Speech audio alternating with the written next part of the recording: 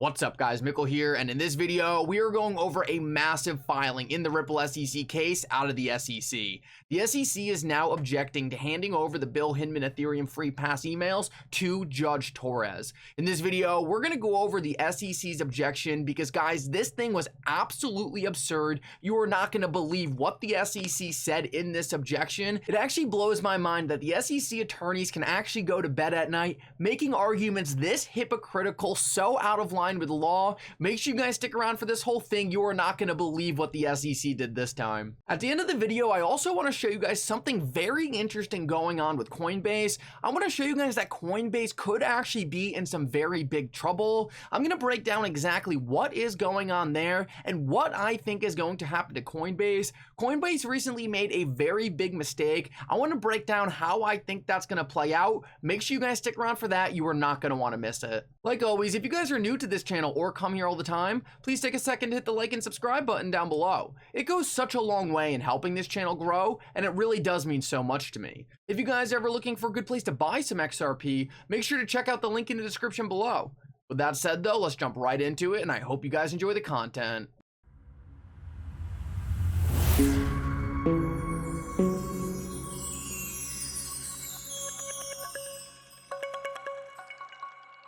Like I always say in the beginning of my videos, if you guys are looking for a good place to buy XRP, make sure to use the link for Uphold down in the description below. Uphold is a great exchange and an exchange I use all the time.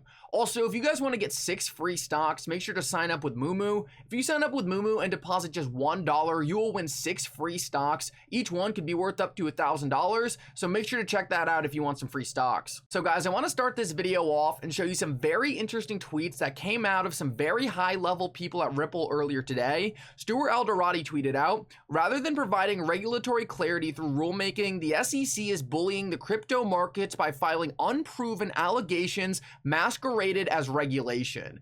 This is a great point that Stuart Alderati makes right here, and Brad Garlinghouse just responded as facts. And I think one of the most important things that we can take away from this is the fact that I don't think anyone would have been upset if the SEC was regulating the cryptocurrency market in a responsible manner that promoted innovation. This is one of the craziest things about the SEC's approach to regulating this industry. No one is saying that the cryptocurrency market does not need regulations. We all know the crypto market needs regulations. What is absolutely crazy about what we're watching right now is everyone is asking the SEC for clear regulations that they can follow so they can abide by the law. But the SEC is refusing to give any clear rules for these crypto companies to follow. Instead, the SEC is going out of its way to bully different projects. The SEC is attacking people through enforcement actions and really just trying to wear them out in court and try to stifle innovation in the US. This is the last thing you would expect from a US regulator. You would think the US regulator would want to go after bad actors and try to help promote good innovation in the country. Now, for a while, it didn't make any sense to me why the SEC would take this approach, because if they really wanted power over the crypto markets, well, obviously they have to provide sensible regulations or the entire market is just going to rebel against them like we're currently watching right now.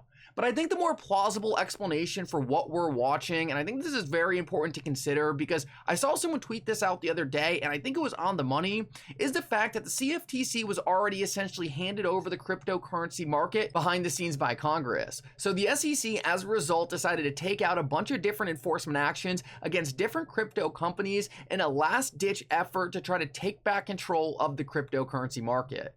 Now, I think this is going to fail spectacularly because we already see the SEC losing some pretty big cases such as the Ripple case, and I think this is just going to further show Congress that the SEC is way too corrupt to have so much power over such a systemically important asset class. I think this is all going to go down as one of the biggest mess ups by the SEC, and I'm so happy to know that Gary Gensler led this agency right into the dirt. Now, I want to keep moving and show you guys something super ironic before we get into some big updates in the Ripple SEC case. This was pointed out by Jungle Inc., and I think he is on the money with this, and I think he makes an excellent point. He tweeted out that the SEC instructed MoneyGram to book XRP sales in a Contra account instead of their income statement. If the sales of XRP was a clear security violation, shouldn't they have just told them to stop? And Jungle Link makes an excellent point here. Why is the SEC giving MoneyGram advice on how to sell XRP if MoneyGram was illegally selling a security? Clearly, the SEC never had it in their head that XRP was a security since day one, something they are literally accusing Ripple of. It just goes to show that the SEC really has no idea if XRP is a security or not, and this case was brought out of desperation more than anything else. If the SEC really thought that XRP was a security for the entire time the agency was investigating XRP, they would have clearly told MoneyGram to stop selling XRP rather than giving them advice on another way to sell it. This is just another great example of how hypocritical the SEC is. Clearly not even the SEC knew that XRP was a security since 2013, so how in the world was Ripple supposed to know this? So guys, let's keep moving and talk about some massive updates in the Ripple SEC case. And first of all, we talked about this yesterday, but it's a huge deal and deserves to be talked about again. Just yesterday, Judge Torres denied the SEC's attempt to throw John Deaton out of this case. John Deaton will now be allowed to file a motion at summary judgment on why XRP holders were not depending on the efforts of Ripple to increase the value of their XRP.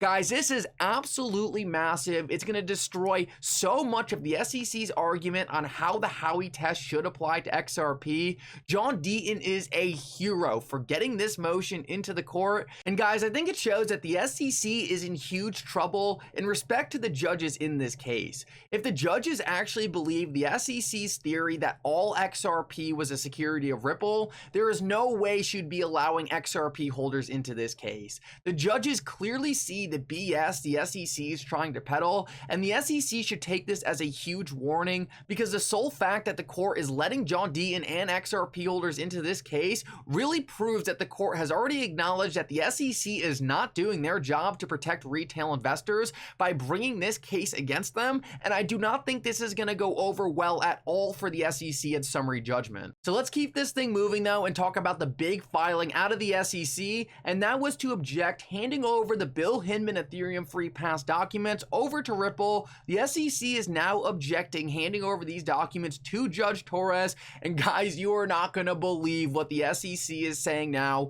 First of all, the SEC has completely flipped their argument once again on what the Ethereum Free Pass speech was supposed to mean to the market. Guys, we have something very interesting to talk about to what the SEC actually admitted in this filing, but first of all, take a look at this. This is so funny. The SEC is now arguing that the speech is a statement by an SEC division director that represents his own views and the views of his division. Guys, it cannot get crazier than this. The SEC is now skipping out on its first argument that it was his personal opinion, their second argument that it was just the division, and now combining them together and saying it was both. The SEC has no idea what it's even arguing in this case. This is just clear and utter desperation, and Judge Torres is going to see right through it. I cannot even believe they have the nerve to change their argument again. I mean, it's so obvious that the SEC is just changing their arguments to try to win different individual rulings. That's why Judge Netburn came out and said that the SEC is acting hypocritical with their arguments. Now, the only reason the SEC is actually objecting is to delay. The SEC knows they're not going to win this. Judge Torres is not going to override Judge Netburn. Judge Netburn made it so clear these documents need to be handed over to Ripple, and Judge Torres is obviously going to enforce this. Now, the SEC is just doing this to delay things. They know they have time on their side. Unfortunately for the SEC, I do think Judge Torres is going to rule pretty quickly. She has ruled very quickly on almost all her rulings, so let's pay very close attention to that. But one thing that the SEC did admit here, which is actually pretty funny, is they actually did admit that the speech was market guidance. Right here, the SEC is essentially giving up on the fair notice defense, and this is super interesting, but it's important to understand what the fair notice defense really is.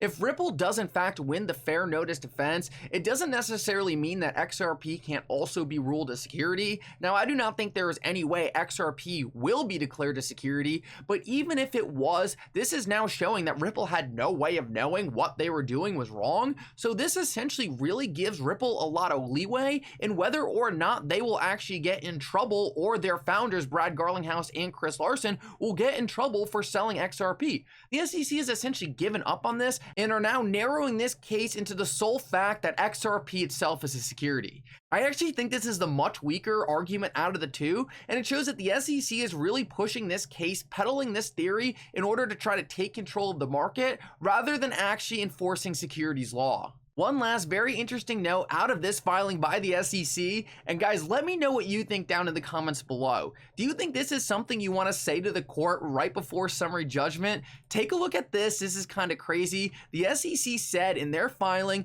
the order should be set aside as clearly erroneous and contrary to law when they were talking about Judge Netburn's earlier rulings. Now, if I was the SEC, this is not how I would be talking to the court right before summary judgment, but the SEC clearly puts themselves on a pedestal. They clearly think they can say whatever they want and people will just bend over and listen to them. I think they're going to be in for a very rude awakening when summary judgment comes around the corner. Last of all, we have some very interesting information from Attorney Bill in regards to Coinbase, and I think it's going to show you that Coinbase actually made a huge mistake when they decided to delist XRP. Someone at Coinbase tweeted out the other day, "I'm happy to say it again and again. We are confident that our rigorous diligence process, a process that the SEC reviewed, keeps securities off our platform, and we are looking forward to engaging with the SEC on this matter."